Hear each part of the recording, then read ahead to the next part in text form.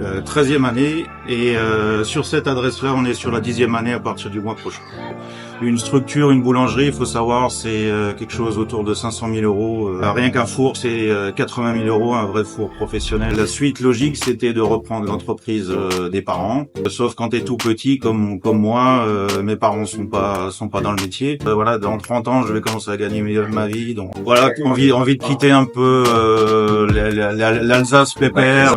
En gros, je me suis foutu sur le net, des petites missions à droite à gauche en Arabie Saoudite. La plus longue expérience que j'ai fait avant la Thaïlande, c'était Pondichéry, donc dans le sud de l'Inde. L'idée, c'est ça, d'essayer d'envoyer le petit goût local ailleurs. Beaucoup moins organisé que la Thaïlande. Donc ça, c'est vrai que de ce côté-là, une rencontre en Inde a fait que je suis arrivé en Thaïlande. Et en fait, en regardant un peu les niveaux structurels, la Thaïlande a beaucoup d'avantages parce qu'on...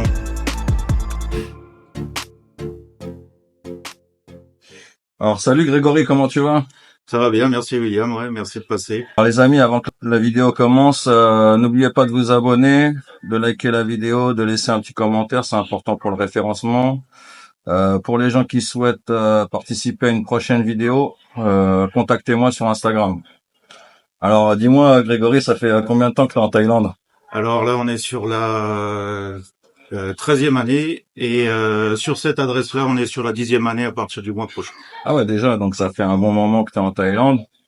Et alors pourquoi t'es arrivé en Thaïlande? C'est suite à de nombreux... En fait, j'ai terminé mon activité, mes études, mon activité professionnelle en France aux alentours de 2007. Ouais. Et puis après, en gros... Tu faisais quoi en France, pareil? Pareil, boulanger, pâtissier, surtout pâtissier, plus pâtissier que boulanger. Ok. Et l'envie... Enfin, il y a deux choses qui sont passées. C'est arrivé à la fin de mon cursus scolaire, c'était soit ouvrir un établissement en France. Ouais.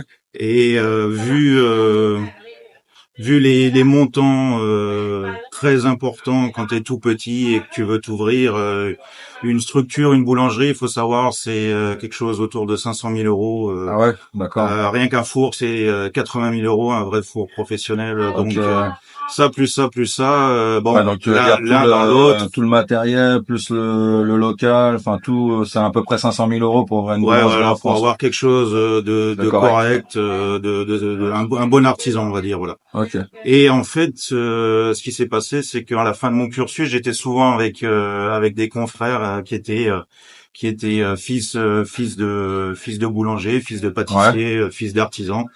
Et la suite logique, c'était de reprendre l'entreprise des parents. Okay. Sauf quand t'es tout petit, comme moi, mes parents sont pas dans le métier. Je me voyais mal me lancer dans une charge pareille. Ouais, alors il fallait qu'on prenne un gros crédit. Voilà, donc je me suis dit d'ici voilà, dans 30 ans, je vais commencer à gagner ma vie. Donc donc compliqué. Et en même temps un goût du voyage. Donc voilà, j'ai envie de voyager, de voir autre chose. Voilà, envie de quitter un peu l'Alsace pépère. Voilà.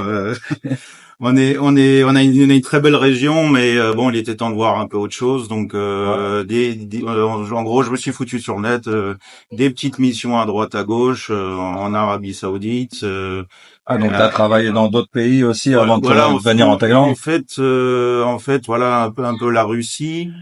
Vite fait, mais plutôt des petites missions. Donc c'est créer une gamme de pâtisseries pour de l'hôtellerie. C'était souvent comme ça, à monter une équipe, des petites missions d'un mois, pas très longues, mais des belles expériences quand même. Et la plus longue expérience que j'ai fait avant la Thaïlande, c'était Pondichéry, donc dans le sud de l'Inde. Ah ouais, d'accord. Où un patron alsacien a décidé d'ouvrir une boutique sur place. Et c'était une super expérience. Là-bas, je suis resté 3 ans.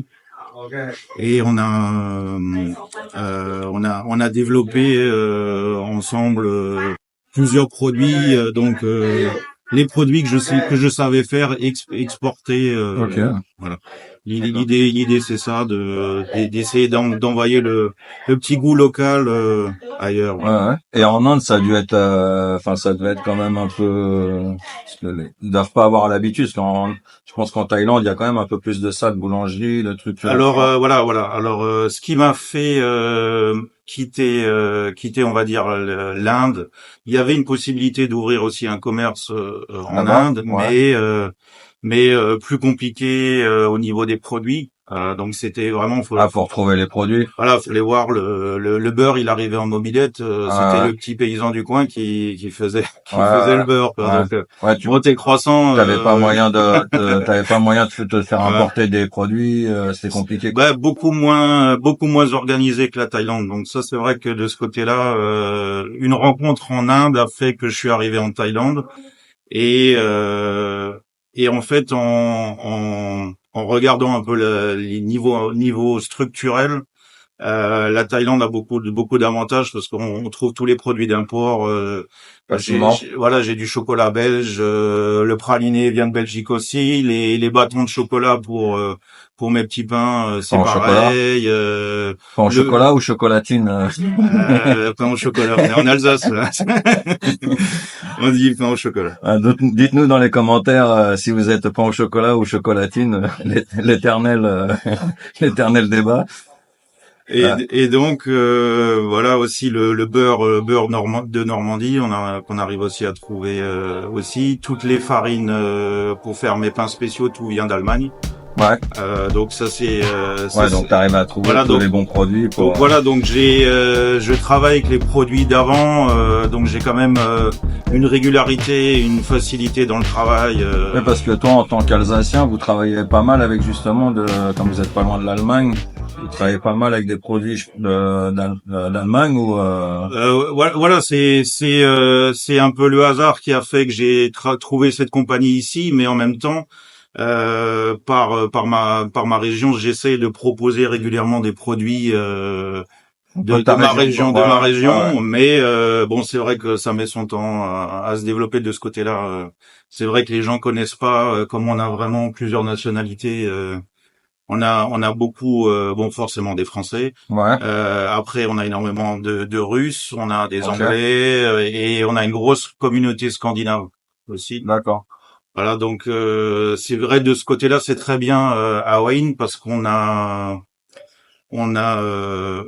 une belle un beau mélange de plusieurs nationalités Ouais. et puis c'est des gens qui sont soit d'un certain âge, donc qui sont retraités, qui sont posés, qui sont pépères, Ouais, qui ouais. sont tranquilles, ou Et sinon qui aime bien la bouffe, on va dire. voilà et ils sont pas dans le stress, les gens sont cool. Ouais. Et après d'un autre côté, on a aussi un côté très familial, notamment on a une grosse communauté de Russes. C'est vrai que c'est des jeunes, ils travaillent en informatique et bah, c'est des familles, il y a des gamins Ouais, et ouais. c'est vraiment très chouette. Quoi. Les gens sont très sympas. C'est un bon compromis à Wayne de ce côté-là. Ok. Et pour toi, quelle est la différence entre avoir une boulangerie en Thaïlande et en France? Qu'est-ce qui diffère par rapport au travail, par rapport au staff? Alors, ce qui est,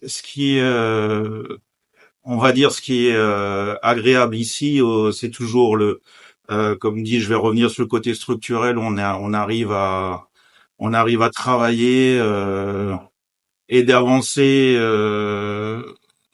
sans non plus que ça coûte des millions. Ouais, Après, on fait pas ouais, des mille ouais. et des cents, bien sûr. Mais Mais bon, t'arrives à travailler on se sans lève pas. le matin, il y a quelque chose dans la tiroir caisse à la fin de la journée. Ouais, ouais, Par exemple, j'en parlais avec un ami dernièrement, il me disait ses 300 premières baguettes tous les matins, il les fait juste pour payer les charges. ouais. Ok. 300 baguettes, Ouais, c'est énorme. c'est Ouais, un truc de fou quoi, ouais, ouais. quand même. Bah, je sais pas, je me rends pas compte, hein, une Mais boulangerie en France, combien elle vend de baguettes par jour, à peu près. lui c'est une structure moyenne, il doit faire 700 baguettes plus évidemment, mais Ouais, pour donc dire en charge fixe. quasiment la moitié de sa journée, elle part pour les charges, pour les, Voilà, ouais, c'est quand même énorme. ouais, Donc ouais. et encore lui, c'est quelqu'un qui me dit qu'il y a une structure qui est payée. Donc Mhm. comment moi j'aurais fait quoi. Ouais, ouais, ouais. Alors là, je dirais un peu la problématique ici, c'est que par rapport en France, en gros, on avait des collaborateurs, on avait des ouvriers, on avait des apprentis. Donc les gens se forment ou sont formés et les équipes se tiennent. En gros, mon boulot en France, en tant que chef d'équipe, ben, c'était toi tu envoies ça, toi tu envoies ça, toi tu envoies ça. Ouais, ouais. Ici, malheureusement, ben, je suis l'apprenti, l'ouvrier, le Ouais, patron. ouais, d'accord, Voilà, ouais. c'est Ouais. un peu le problème. Ok. On a Ouais, t'es obligé d'un peu tout faire. voilà, voilà. Et Et t'as pas je de... suis content de garder ma dernière équipe. Tient depuis assez longtemps maintenant, mais ça n'a pas toujours été le cas. Au début, je gardais mon staff Ouais, ouais. plutôt 2 mois, plutôt 3 mois. Ça Ouais, tenait jamais très il restait longtemps. pas très longtemps, ouais. Voilà. Et donc, du coup, t'as pas de gars que tu formes. J'ai un petit gars Ouais, qui un vient taille, à 4 heures du matin. Ça prend son temps. un Ça Thaïlandais. prend un birman. D'accord, ouais. Voilà. Ok, ouais. Et ça va, il se débrouille bien. Ça commence à prendre, mais ça va être un peu compliqué par moment. Ok. Et je voulais te demander, en fait, parce que j'ai remarqué, moi, bon, ça fait un moment aussi que je suis en Thaïlande, et j'ai remarqué que c'était vachement compliqué de trouver du pain, en fait, comme en France. Ben alors ça, en fait, on essaye de faire quelque chose qui se rapproche au maximum. Mais par contre, oui, c'est pas tout à fait pareil qu'en France. Et c'est la cause, en fait, c'est quoi? Ben on a une grosse humidité ici quand Ah, c'est même. ça, ouais, Voilà, on l'humidité. est bord de mer en Ouais. plus. L'hygrométrie et l'environnement est pas le même quoi. Par exemple moi en faisant tourner mon pain la nuit ben je mets de la glace dedans Ah ouais, pour éviter d'accord. qu'elle chauffe de trop au pétrissage. Je veux dire Ouais, c'est avec la En chaleur, ouais. France tu mets de l'eau froide, de l'eau fraîche mais Mhm. tu mets de la glace peut-être quelques semaines en été, mais c'est très rare. Et ici, c'est tous les jours où je dois faire tourner avec de la glace et à vérifier. Et malheureusement, oui, l'environnement est différent. Donc, Ah ouais. Ok, d'accord. Et je voulais revenir aussi par rapport entre les boulangeries classiques françaises et les boulangeries comme toi en Thaïlande.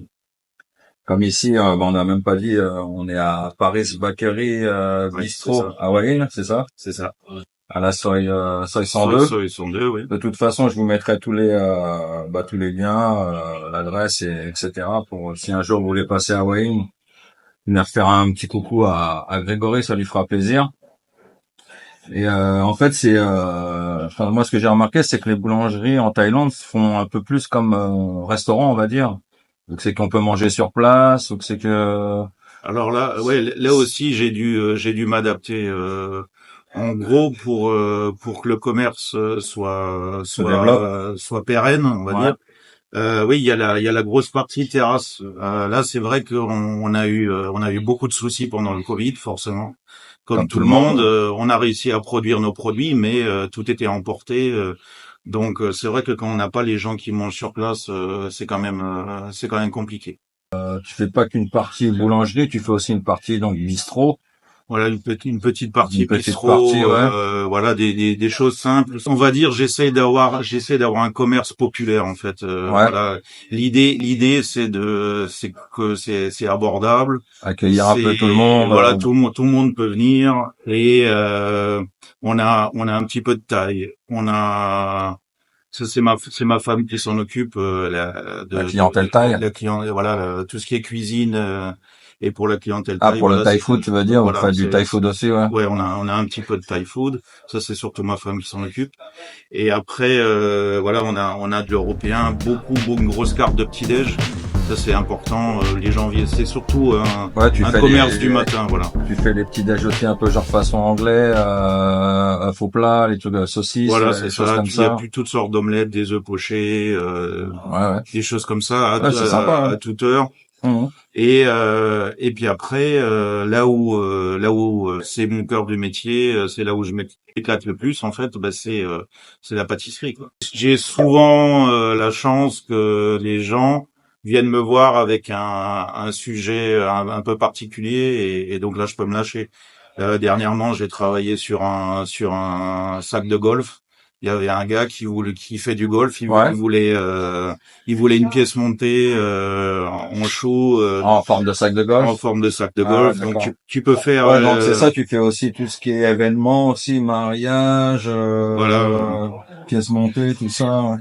tout ça, voilà tout ce qu'il faut, enfin tout ce que vous voulez tant que vous avez l'idée. Ouais, En ouais. gros, on peut faire. Ah, donc c'est sympa quand même de retrouver ça en Thaïlande parce que c'est pas. Voilà, c'est ça. Donc les gens sont sympas, ils vont un peu vers l'original Ouais, et ouais. ça permet de faire un peu se sortir de la routine aussi. Ouais, ouais, te faire plaisir sur Voilà. la créativité. Voilà. Ouais, Il y a souvent des pièces montées, ouais. ouais, c'est sympa. C'est chouette. Ça crame un peu les pattes, mais Et j'ai vu du coup que tu avais un prix là. Est-ce que tu peux nous expliquer un petit peu ce que c'est comme prix ça c'est décerné par Gourou. Donc tous les ans, un prix qui est remis voilà au début d'année à plusieurs établissements D'accord. sur Hawaïn, et puis nous on a eu la distinction Ah, c'est sur spécifique les hawaïen, ok. voilà on a eu la distinction pour les desserts. pour les desserts, voilà. Alors ça c'est, on va dire, la nouvelle génération de gâteaux, ce qui se fait beaucoup. C'est quoi? C'est One Piece, c'est ça? Voilà, donc c'est One Piece. Après on fait des gâteaux avec Spider-Man, avec Hulk. C'est à la les gâteaux demande, de quoi, en fait. mariage, voilà. En fait, c'est un peu le dérivé de gâteaux à l'américaine. Les gamins arrivent à retrouver leur dessin animé, leur machin. D'accord. Voilà, et donc les gens quittent un peu le gâteau traditionnel pour aller vers quelque chose un peu plus fantaisie, coloré, ouais, un peu plus fantaisie, un peu voilà. plus fun. Voilà, donc on fait souvent avec des couches de génoise, crème à la vanille, avec des confitures dedans. Et, c'est vraiment pour les enfants. Ouais. Voilà, le but du jeu, c'est de leur faire plaisir. Donc, Les enfants et les grands enfants. et les grands. Voilà, donc là on est sur la période de la galette des rois. Ouais. Donc bon, Mois de janvier. pas de feuilleté. Et ensuite crème d'amande, donc un mélange de sucre, crème pâtissière, des œufs, du rhum. On vend pas mal de la galette. Ah oui, ça a été une très bonne année, ça s'est Ouais. très bien passé. Très content des retours. Bah, moi, personnellement, je l'ai goûté, ouais, je me suis régalé. Merci. Et on n'oublie pas. On n'oublie pas les fèves. Ah oui. Voilà. Donc maintenant on va fermer nos galettes avec le deuxième couvercle. Et ça, tout ce qui est pâte, du coup, ouais, tu fais tout maison, les pâtes et... Oui, tout est fait maison. Oui, déjà aussi pour une question de coût. Ouais, que c'est bien moins cher de la faire maison que...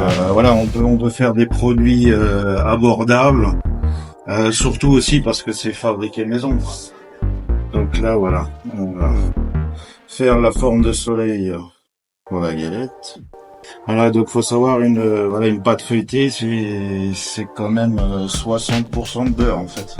Ouais. C'est pour ça un peu ça tape un peu sur les cuisses. Donc, ouais. Les calories, il faut pas trop les compter, quoi. Voilà. Mais bon, c'est une fois par an. Ouais. Donc, on va à la salle de sport et puis ça y est. Voilà.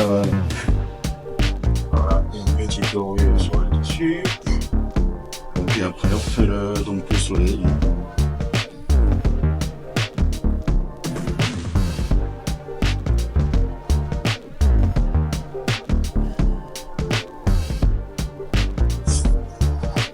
Voilà, donc ça c'est les 2 croissants pour demain matin.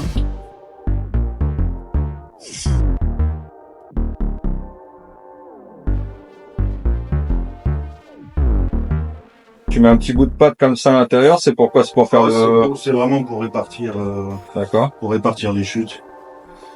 Ouais, pour pas Essayer perdre les d'avoir chutes, quand quoi. même, Ouais. ouais, et puis essayer d'avoir le plus régulier possible quand même. Il n'y a pas un grand petit. Ok.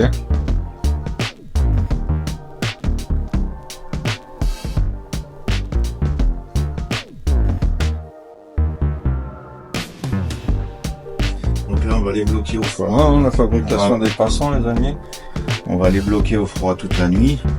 Ok. Et donc ils vont partir en pousse. On va les faire gonfler à partir Demain matin. de partir de 2 heures du matin. Ok, ouais. Voilà, et il y a l'ouverture du magasin pour 7 heures, donc On finit la cuisson vers 6h30. À l'origine, produit autrichien. Ah, c'est autrichien les croissants? Oui. Ah, c'est pas français? Ça a été amélioré chez les Français, mais À la toute base, c'est autrichien. à la base c'est autrichien. D'accord. C'est en fait une nuit les Turcs ont attaqué la ville de Vienne. Ok. Et en fait, les boulangers ont pu donner l'alarme et prévenir l'armée qui Ok. Qui avait une attaque, ouais. a pu repousser les Turcs. Et donc du coup, c'est en mémoire de cette bataille que les Autrichiens ont créé le croissant. Donc le croissant, comme le croissant de lune, Ah oui. comme le croissant sur Comme le drapeau turc. voilà. D'accord. Voilà. Ok, super. Bah, je te remercie pour cette petite partie d'histoire, c'est intéressant. Personnellement, qu'est-ce qui te plaît à toi en Thaïlande dans la vie de tous les jours? Alors déjà, j'aime beaucoup Hawaï déjà c'est un très bon compromis comme dit. Je me serais pas vu m'installer sur Bangkok ou Pattaya. Ouais. Voilà, j'ai un caractère plutôt réservé, donc j'aime bien La tranquillité. le côté voilà familial et accueillant d'Hawaï. Ouais. Il y a la mer à côté, ça fait du bien aussi quand il faut souffler un peu. Ouais. Pour changer la tête, c'est très bien. Et puis bon, on n'est pas loin, comme dit, on n'est pas loin de Bangkok. Les hôpitaux sont bons. L'infrastructure est très bien sur Hawaï. Ouais, donc la Ouais, qualité de vie, ouais. voilà. Ouais. Et puis comme dit, la plupart des clients sont plutôt sympas. Voilà, Ouais, de ça toute devient façon, oui, les gens en Thaïlande, en oui, général, voilà, sont sympas, sont pas...